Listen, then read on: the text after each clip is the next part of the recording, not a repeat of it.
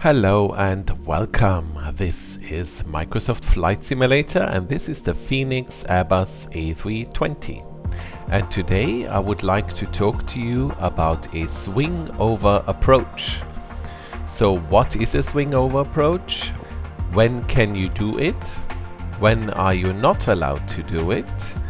And how can you set it all up? Okay, without further ado, let's get started. So what is a swing over approach? Well, a swing over approach means that you are flying to an airport with two parallel runways. So today we are flying into Düsseldorf. Düsseldorf has two parallel runways, 23 left and 23 right. And the reason why I chose Düsseldorf is because this is an airport where swing over approaches actually do happen. So I can show you how we set it all up on the aircraft. So let's say you are flying on to 23 left, you're already on the ILS, you're fully established, and then the airport asks you if you would be able to accept an approach on 23 right. So at a very low altitude, you need to swing over to 23 right, establish yourself on the ILS, and land on 23 right. Sounds fairly simple, but there's a few things you need to consider. So if you have to do a go-around, the go-around programmed here is the go-around for 23 left, and that is different to 23 right. So you cannot follow the flight director.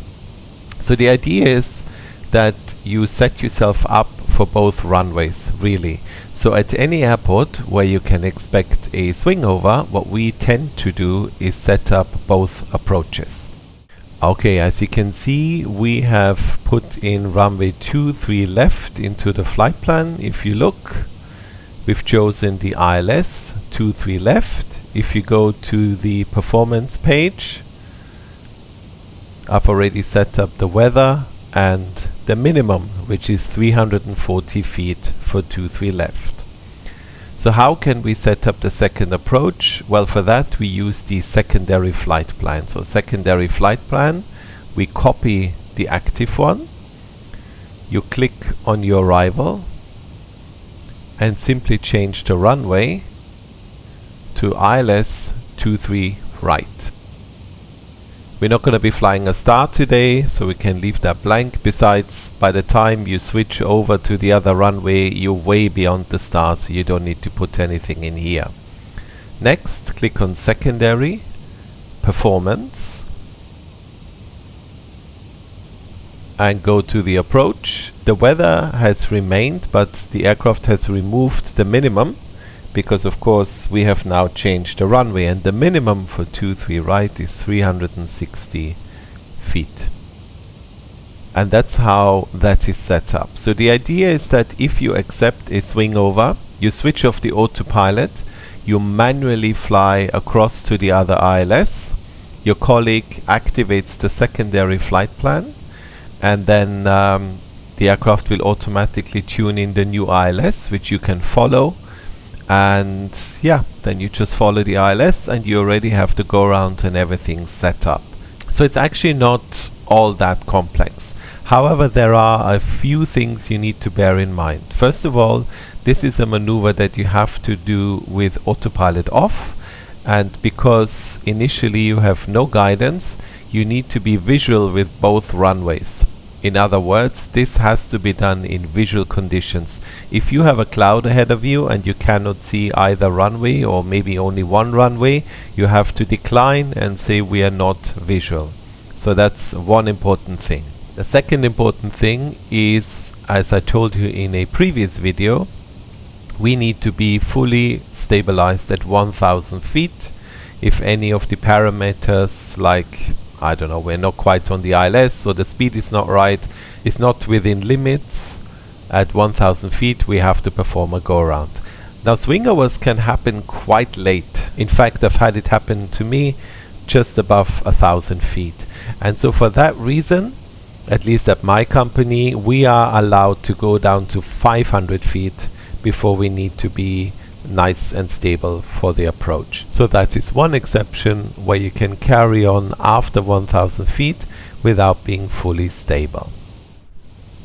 Okay, we are making our way to the ILS now. We're descending down to 3,000 feet and we're gonna join the ILS here, fly down and then perform a swing over maneuver. Two more things as we are making our way to the ILS. What is the latest altitude you can actually accept a swing over? Well, I think this is company specific, but at my company it's 1,000 feet. After that you are no longer allowed to accept a swing over. Is this something that is allowed at night? The answer is yes. But again, you need to have clear visibility of both runways and you need to ensure that by 500 feet you will have completed the maneuver and be established on the ILS for the other approach. Now, the question is, do you really need the ILS or could you just fly a visual approach onto the other runway? You could, then you don't need to bother with any of this stuff down here. The problem is swing overs, especially in windy conditions, can be a bit tricky, and if you're not stabilized by 500 feet you need to perform a go around, and if nothing is prepared down here you are flying blind. You have no flight director guidance, nothing for the go around. Especially at airports like this, if you see here, the go around is quite complex. It's that blue line here.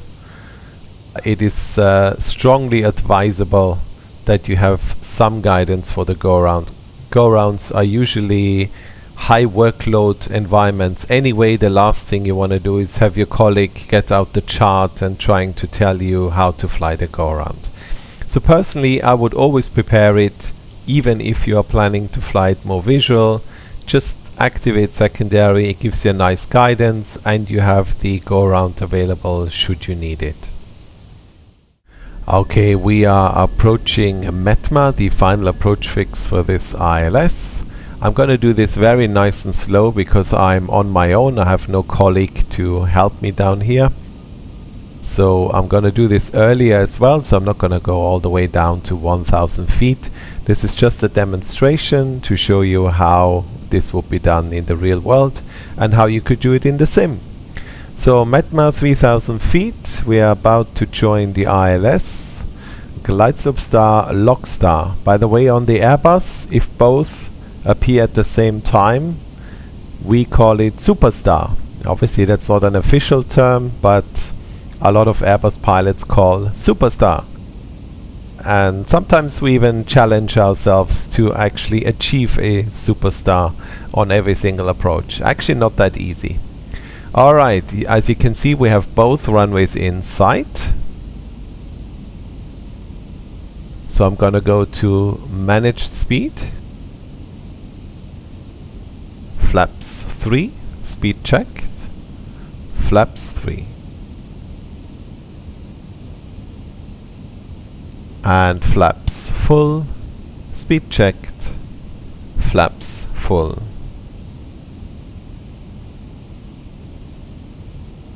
The go-around altitude is 4,000 feet, which is set. We are nicely established. 23 left, we can see 23 right. And then ATC asks, are you able to accept an approach? Runway 23 right. We say affirm.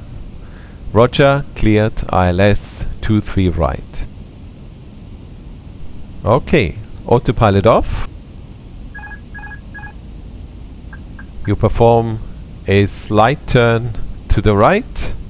Your colleague goes secondary, activate secondary.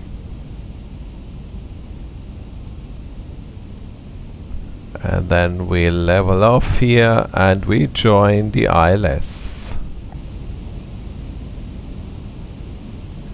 Nice and gentle, don't do anything harsh at this low altitude. Just come in nice and easy. And there we are. We're still above 1,000 feet. We are established. And we can now carry on with the landing. If you wanted to, you could even switch on the autopilot again and carry on the approach with the autopilot. So Cat 3 Dual, autopilot 1 and 2, and then switch off later, or you can just carry on manually. Maybe one last thing, 1000 is checked. Maybe one last thing, another requirement, at least at my company, is if we expect a swing over or approach an airport where a swing over is possible, we need to brief both runways. And we need to do a landing calculation for both runways. Because if the weather isn't great, if the runways are on the short side, you don't just want to do a swing over to another runway without knowing whether you have enough landing distance. So if you do this, have a quick look. Are both runways long enough? Do you know how the go-around works, etc., etc.? And then, and only then, should you actually perform a swing over. Okay. Autopilot off. And let's see if we can actually land here now. 300. Land. 100 above.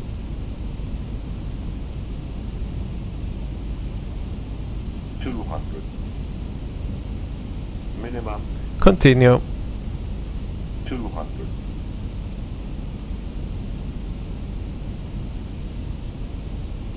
100. 50, 40, 30, 20, retard.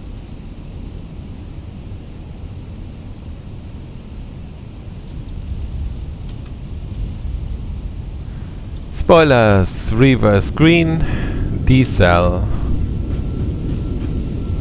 manual braking, 70 knots, and here we are. So as you can see, it's actually a fairly straightforward maneuver. Obviously the later you fly it, the more difficult it will become.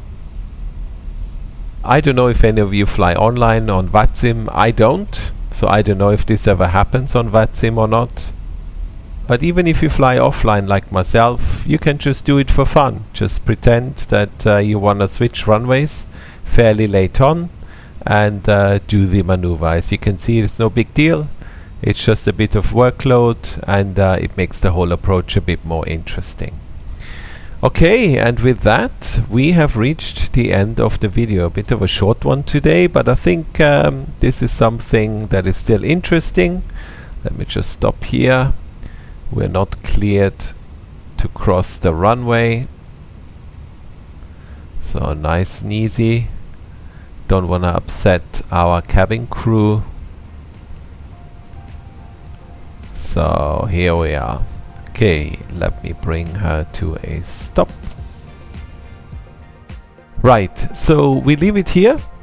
Thank you very much for watching. I hope you found this interesting, and yeah, as always, I look forward to seeing you in the next one. Until then, all the best. Bye bye.